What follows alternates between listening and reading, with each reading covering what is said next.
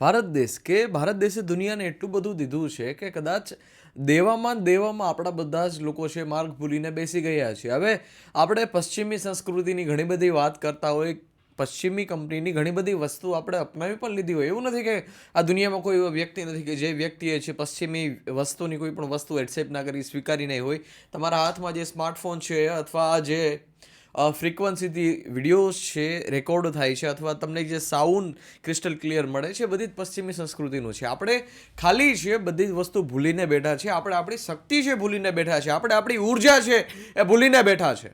બાકી ક્યારેય ભારત દેશમાં છે ઉર્જાની કમી મહેસૂસ થઈ છે? ક્યારેય ભારત દેશમાં છે ઉર્જા ઓછી રહી છે? આપણી પાસે એટલી બધી ઉર્જા છે, આપણી પાસે એટલા બધા જબરદસ્ત પુસ્તકો છે કે પશ્ચિમી લોકો છે આપણી પાસે ભણવા માટે આવતા, પશ્ચિમી લોકો છે ભારત દેશ પાસે આવતા જ્ઞાન એકઠું કરવા માટે, અને આપણે જ ક્યાંક ને ક્યાંક વંચિત રહી ગયા છીએ. આપણે જ ક્યાંક ને ક્યાંક આળસુ રહી ગયા છીએ. આજે મને કહેવું છે કે ઘણા બધા આજે લોકો છે જે અજ્ઞાનમાં આવીને પ્રવૃત્તિ કરી રહ્યા છે, બંધ કરી દે. એ પોસ્ટર હોય, પોસ્ટર તો લગાવે છે પણ પોસ્ટરની ઉપર છે પોતાની કંપનીનું નામ હોય, પોતાનું નામ હોય. હવે તમારો દેશ, મારો દેશ, ભારત દેશ, શું મારે તમને બધાને પૂછવું છે કે એ શું તમારી કંપની એવડી મોટી છે કે ભારત દેશને નાનો દેખાડે? તમારી કંપની, તમારું નામ એવડું મોટું છે કે એની સામે ભારત દેશની કશી વેલ્યુ નથી? તમે લગાડો પોસ્ટર જેટલા લગાડવા એટલા, મને કોઈ વાંધો નથી, મને કોઈ આપત્તિ નથી. પરંતુ આવી છીછરી ઘટના શું કામે કરો છો? આવી છીછરી વાતો શું કામે કરો છો કે ભાઈ ભારત દેશનો ફ્લેગ હોય અને એની ઉપર છે તમારું કોઈ પણ કોતરેલું નામ હોય? ભલે નીચેની વારમાં તમારે રાખો, પરંતુ ઉપરનું સ્થાન તમારે ક્યારેય ના આપવું જોઈએ. નીચેનું સ્થાન આપો, કોઈ ઇસ્યુ નથી, કોઈ વાંધો નથી, પરંતુ ઉપરનું સ્થાન તમે જ્યારે આપી દો છો ત્યારે એ સાબિત થાય છે કે તમારું નામ એવડું મોટું છે કે તમારા નામથી તમારો દેશ પણ, તમારા નામ એવડું મોટું છે કે તમારા નામથી તમારો દેશ નાનો છે. એવું વસ્તુ સંભવ થઈ શકે નહીં. આ વસ્તુ સંભવ ના થઈ શકે. અને બીજી મારે વાત તમને એ કહેવી છે કે આપણે કોઈ પણ અમેરિકા છે કે ચાઇના છે કે કોઈ પણ શ્રેષ્ઠ દરજ્જાના વ્યક્તિને જોતા હોય તો હંમેશાની માટે એક ફ્લેગ હોય, પોતાના દેશનો એક ફ્લેગ હોય, ઝંડો હોય. મારે તમને પૂછવું છે કે ભાઈ તમારા કેટલા લોકો પાસે છે ભારતનો ફ્લેગ છે? અને એવું નહીં કે ખાલી ફ્લેગ જ છે, તમે કેટલા લોકો છે એને નમન કરો છો, કેટલા લોકો એને પૂજા કરો છો? જરૂર છે દેશમાં શ્રેષ્ઠ લોકોની. ભારત છે એને બધા જ ધર્મને છે સ્વીકાર કર્યો છે, બધા જ ધર્મને ભારતે સ્વીકાર કર્યો છે, અને ભારતના લોકોએ પણ બધા લોકોને સ્વીકાર કર્યા છે, ચાહે કોઈ પણ કાસ્ટના હોય, કોઈ પણ દેશના હોય. ભારતે હંમેશાની માટે સ્વીકાર જ કર્યા છે. પરંતુ વાત સમજવી વધારે યોગ્ય છે કે ભારતે સ્વીકાર્ય શું કામે કર્યા છે? કેમ કે ભારતના વ્યક્તિત્વ પાસે તાકાત છે, ક્ષમતા છે કે બધી જ વસ્તુ છે હેન્ડલ કરી શકે. એની પાસે એક ખંત મોજૂદ છે કે કરી શકે. પરંતુ આપણે દુર્બળ બનીને બેઠા છે, મારાથી ના થાય, ના થાય, ના થાય. આ શું વસ્તુ છે? બધી વસ્તુ ચાલી રહી છે એ અમુક વસ્તુ સમજવાની બહાર છે કે આ એ દેશ છે કે જે દેશે ભગતસિંહ આપને દીધા છે, આ એ દેશ છે કે જે દેશે છે ડૉક્ટર આંબેડકર દીધા છે, આ એ દેશ છે કે અસંખ્ય એવા વીરો દીધા છે. આ ભારત દેશે મહારાણા પ્રતાપ દીધા છે, શિવાજી દીધા છે. શું અભ્યાસ છે લોકોનો? જાણો તો ખરા.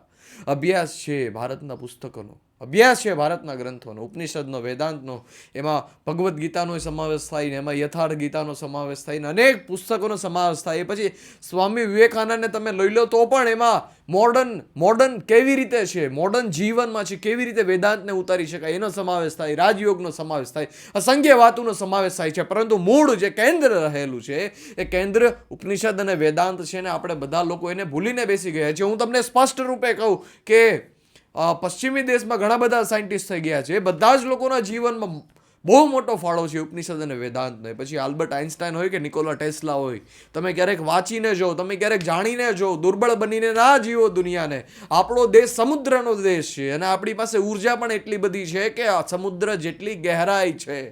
એટલા માટે ભારત છે, ભારત વિશેષ છે. અને સોનાની ચીડિયા એટલા માટે કહેવામાં આવતું હતું કેમ કે કોઈ પણ દેશ પાસે છે ઉપનિષદ અને વેદાંત નથી, ભારત પાસે ઉપનિષદ અને વેદાંત છે.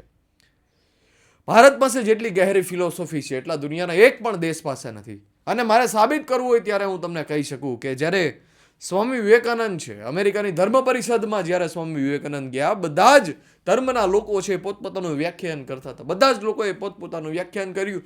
અને જ્યારે વિવેકાનંદનો વારો આવ્યો બોલવા માટે, વક્તૃત્વ કરવા માટે, ત્યારે સૌથી પહેલા જે શબ્દ બોલ્યા છે, મારે તમારી સામે બોલવાની જરૂર નથી, તમને ખબર જ છે કે સ્વામી વિવેકાનંદે અમેરિકાની ધર્મ પરિષદમાં સૌથી પહેલા કયા શબ્દ બોલ્યા હતા. પરંતુ એ શું દર્શાવે છે? એ ભારતનું કલ્ચર દર્શાવે છે. સર્વધર્મ ત્યાં જ બોલ્યા હતા. સર્વધર્મ છે, સર્વધર્મને એકઠું થઈ જાય એ ભારત. હા, એટલે આપણે ઘણી બધી વસ્તુ ભૂલીને બેઠા છે. ઘણી બધી વસ્તુ આપણે આળસમાં કાઢીએ છીએ અને આળસમાં કાઢવી ના જોઈએ. અને દેશની અત્યારે પરિસ્થિતિ એવી છે કે આવું નવું ચાલતું રહે તો બીજું પાકિસ્તાન છે એ પેદા થાય જ છે. હકીકતમાં આઝાદ રહેશું જ આપણે, આઝાદ આપણે રહેશું જ, પરંતુ પરિસ્થિતિ એવી બની ગઈ હશે કે કંઈ જીવવા જેવું હશે જ નહીં. પાકિસ્તાનમાં કેવી રીતે અત્યારે કરજામાં છે અને કેટલા બધા ટેક્સ દેવા પડે છે ને. હમણાં રિસેન્ટમાં એકાદો વિડીયો જોયેલો, એમાં અલ્ટો આપણે ત્યાં 5 થી 7 લાખ રૂપિયાની મળે, એ ત્યાં 40 લાખ રૂપિયાની સેકન્ડ હેન્ડ મળે, 35 લાખની સેકન્ડ હેન્ડ મળે. તો શું તમે એવું ઈચ્છો છો કે ભારત દેશની આ જ દિશા થાય? નહીં ને મારા વીરો. તો પછી જેટલું જલ્દી સમજી જાય, ઉપનિષદ વેદાંતને સ્વીકાર કરીએ, તાકાતથી મહેનતથી કામ કરવા લાગીએ. ગહેરાઈ ભારતને શું કામે કીધી છે? કેમ કે જે ઉપનિષદ અને વેદાંત વાંચે છે એને પછી કાંઈ આ વસ્તુ મેળવી, ઓલી વસ્તુ મેળવી, એ બધા લક્ષ્ય છે. બધા જ લક્ષ્યનું એટલું બધું મહત્વ નથી. તો ભલે કેન્દ્ર સૌથી મોટામાં મોટું બનાવે, એ બધી જ વસ્તુ જે સામાન્ય માણસ એની પાછળ ભાગે પૂરું જીવન 50 લાખ 1 કરોડની આસપાસ, એમાં જે ઉપનિષદ અને વેદાંત શીખી જાય છે, ઢગલો કરી દે છે. એટલે બધી વસ્તુનો બંધાતો નથી, પરંતુ આઝાદ જીવે છે, વીરની માફક જીવે છે, ક્રાંતિ કરે છે. જરૂર છે ક્રાંતિકારીઓની. એ ખાલી ક્રાંતિકારી એ નહીં કે જે દેશ માટે શહીદ થઈ શકે, અવશ્ય એ પણ ક્રાંતિકારીની જરૂર છે, પરંતુ એ પણ ક્રાંતિકારીની જરૂર છે કે જે દેશનું નામ રોશન કરી શકે, અઢળક પુસ્તકો વાંચી શકે, અથવા પોતે જે કંઈ પણ ફિલ્ડમાં, એ પછી મ્યુઝિકની ફિલ્ડમાં હોય કે આર્ટની ફિલ્ડમાં હોય, એમાં પોતાનું સર્વોચ્ચ લોહી રેડી શકે. આવા ક્રાંતિકારીની જરૂર છે.